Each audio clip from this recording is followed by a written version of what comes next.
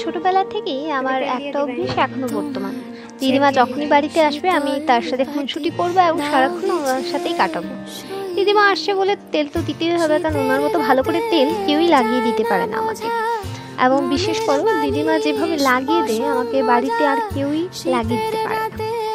তো অনেকে বলে থাকেন ফটো দেখে যে দিদিমা এবং আমার ফেস নাকি অনেকটাই মিল আছে,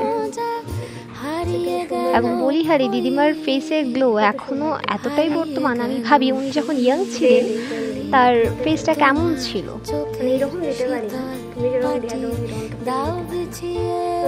মায়ের পর যে নিঃস্বার্থভাবে ভালোবাসি সে হচ্ছে দিদিমা, এবং আমি লাকি যে আমার দিদিমা এখনো, আমি দিদিমার আদর যত্ন পাচ্ছি এখনো।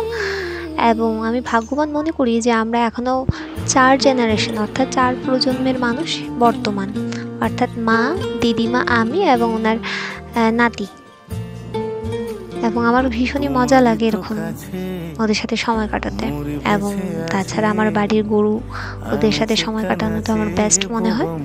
বিকালবেলা দিদিমাকে নিয়ে চলে বললাম, বেরিয়ে গেলাম হাঁটাহাঁটির জন্য। এবং আমাদের পাশেরই একটা ছোট্ট গাঁও আছে, সেই গ্রামের প্রকৃতিকে অনুভব করতে। আমাদের পার্শ্ববর্তী একটা গ্রাম যার নাম হচ্ছে মদনগঞ্জ। এখানে অনেকটাই এলাকা এখন জলমগ্ন, এবং দেখতে যেন গোটা মনে হচ্ছিল খানিকটা সনবিলের মতো। এবং প্রকৃতির কোলে এতটাই সুন্দর লাগে এই জায়গাটায় যেতে, যখনই যাই তখন সমৃদ্ধ হয়ে আসি। এখানের পশু পাখি, আবহাওয়া এবং প্রকৃতির মাঝে যেন আমি কোথাও হারিয়ে যাই বারবার।